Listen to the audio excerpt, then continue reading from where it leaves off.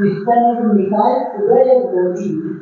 Morning everyone, आपके अपने channel exam तक में आपका स्वागत है।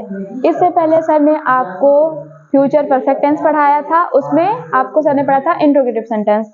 इंट्रोगेटिव सेंटेंस हमारे दो टाइप से बनते हैं, एक हमारा होता है यस और नो टाइप, दूसरा WH टाइप। ठीक है, सर ने आपको यस और नो टाइप पढ़ा दिया है, आज मैं आपको पढ़ाऊंगी WH टाइप। WH टाइप को हम WH फैमिली भी कहते हैं। आप हम जानेंगे कि WH वर्ड होते क्या हैं, जैसे कि WH में why, when, where, who, what, whose.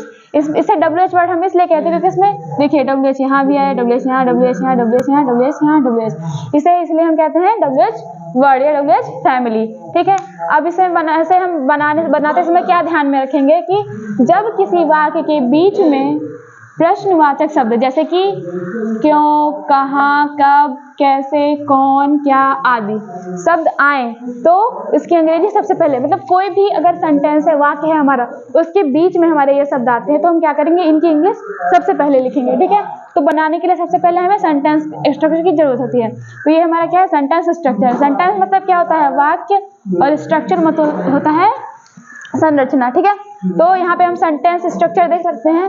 तो सबसे पहले क्या लिखेंगे हम, WH वर्ड। WH वर्ड आपको समझ में आ गया होगा, यहाँ से ये सारे जो वर्ड्स होते हैं क्या होते हैं, WH वर्ड होते हैं। ठीक, इस ये है। तो इसके बाद हम क्या लाएंगे, मेन वर्ड। विल या शैल। विल या शैल किसके अकॉर्डिंग लगेगा, अकॉर्डिंग टू सब्जेक्ट।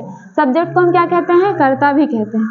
सब्जेक्ट को हिंदी में कर्ता कहते हैं। प्लस नॉट या नेवर, ये हम कब लगाएंगे, जब किसी वाक्य में नहीं या कभी नहीं का प्रयोग हुआ होगा। ठीक, उसके बाद हैव प्लस क्रिया का थर्ड फॉर्म। वर्ब मतलब क्या होता है, क्रिया की तीसरी अवस्था, इसको पास्ट पार्टिसिपल भी कहते हैं। Plus object. ऑब्जेक्ट मतलब क्या होता है, हमारा कर्म, इसको हिंदी में कहते हैं। Plus other word plus question mark. It is compulsory because ये इंट्रोगेटिव सेंटेंस है। ठीक है, तो हम यहाँ पे एग्जाम्पल लिखेंगे, वह मुझसे क्यों गुस्सा होगी। तो सबसे पहले हम क्या ध्यान में रखेंगे, सबसे पहले हमें WH वर्ड लिखना है, तो इसमें WH वर्ड को ढूंढेंगे। तो WH वर्ड हमारा क्या है, क्यों। क्यों यहाँ पे WH वर्ड में आ रहा है ना, क्यों को क्या कहते हैं हम, वाई। यहाँ पे मैंने लिखा नहीं है, ऊपर लिखा हुआ है वाई।